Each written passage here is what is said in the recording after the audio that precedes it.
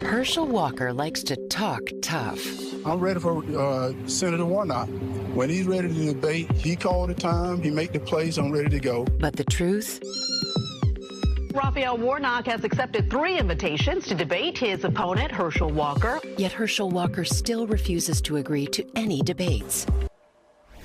I really appreciate the kitten, and every time I see it, I laugh. With the midterm elections just 4 months away, Georgia Republican Senate candidate Herschel Walker has yet to meet his Democratic opponent, Raphael Warnock, in a debate, and the Georgia Democrat is calling him out for it. But despite an early Trump-fueled push, Walker's popularity has steadily declined. A new poll from the Atlanta Journal-Constitution shows Warnock leading Herschel Walker by 3 percentage points, still within the poll's margin of error. Warnock's support comes from a majority of women, black voters, young voters, and independents.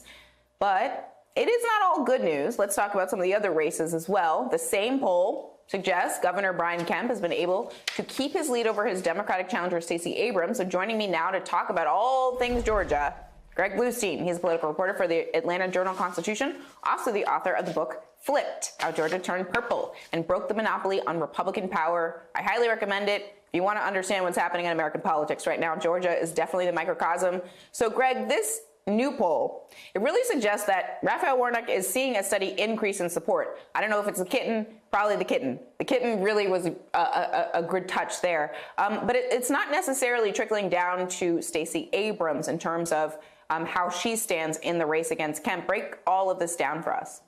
Yeah, really, Senator Warnock is kind of the anomaly in this poll.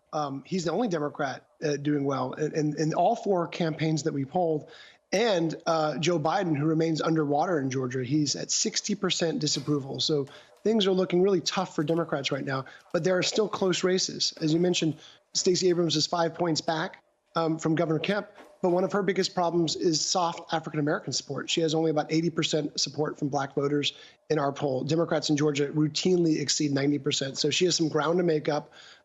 It's not impossible for her by any means. But most polls right now are showing her back 3, 4, 5, 6 points behind Governor Kemp. And most polls are showing Senator Warnock up 3, 4, 5 points over Herschel Walker. So we could be seeing a split ticket dynamic in Georgia, which is not normal, and it's not normal in many other states as well. Voters here tend to vote straight party ballots.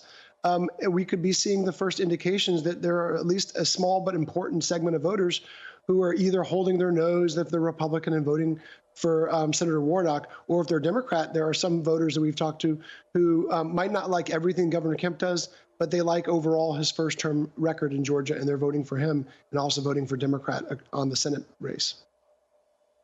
Do you have any insight into the why? Why are voters splitting the ticket here in this unusual way? And what are the issues that are leading them to, say, disapprove of President Biden, but maybe support a Raphael Warnock for Senate? Like in so many other states, the number one issue here continues to be the economy. 3/4 of Georgia voters either say the economy is very important or extremely important. So I don't know where the different grades come in. But the economy and high energy prices, the rising inflation in Georgia and in Metro Atlanta, the inflation is a little bit above the national average. Even it was 11% year over year this past month. So that is continuing to be a major factor, and that is continuing to hurt Democrats, because Republicans, they want nothing more here than talking about inflation, rising prices, and tying the Democratic opponents to Joe Biden at every turn. Our poll also showed something interesting. Most of that split ticket is coming from Republicans. 4% of Brian Kemp voters are backing Raphael Warnock.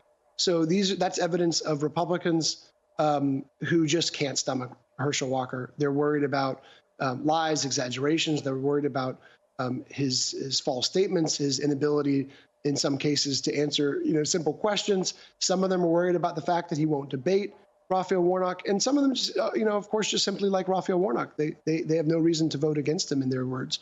And 4% of those Kemp voters are also backing the Libertarian as sort of a protest vote. They might feel like they can't vote for the Democrat under any circumstances, but they also can't vote for Herschel Walker, so they're just backing the third-party candidate. The other question I have about this particular Senate race, just to follow up there, is, I don't think I'm necessarily understood, because I'm not originally from Georgia, what Herschel Walker means, as a football institution in the state of Georgia. Is that factoring in at all, or have his mistakes throughout the course of this campaign and maybe even some of those inconsistencies you mentioned hurt his ability to sort of exploit the fact that he's a known quantity, an entity, even against a strong candidate incumbent like Raphael Warnock? That's a great point. I mean, I think it factored into his primary victory. You can't, I mean, I grew up, let me put it this way. I was not alive when he was playing football at UGA. My parents were not big football fans, but I still grew up hearing stories about him. His name was just synonymous with Georgia, with the red and black of UGA, with football, with legendary athletics. And so I think that helped him coast in the Republican primary. He didn't need Donald Trump's endorsement. He didn't need Mitch McConnell's endorsement. It helped, but he didn't need that to win with 70% or so of the vote. But now he's going up against a very formidable incumbent. Raphael Warnock is not just a premier fundraiser in Georgia. He's one of the elite fundraisers in the nation. He has all sorts of resources. He has a smart ad team behind him, as you mentioned earlier, not just with the cat, but with Alvin the beagle that helped them so much in the last election cycle. So expect to see more ads with Alvin and maybe other animals, but they help personalize Senator Warnock. And look, even Republicans, in 2021 and 2020, we heard Republicans call him a radical liberal over and over again. Even Republicans have realized that, at least right now, that's not the strategy. They're saying he's a nice guy, but that he voted with Joe Biden too many times. It's so funny that you mentioned the dog in the ads from the previous campaign cycle. They've definitely figured something out. Like, who doesn't like animals? And if you don't like animals, that says something about you. So put the kitten, put the puppy. People love it. Greg Bluestein, thank you so much for being here today. Please stay safe.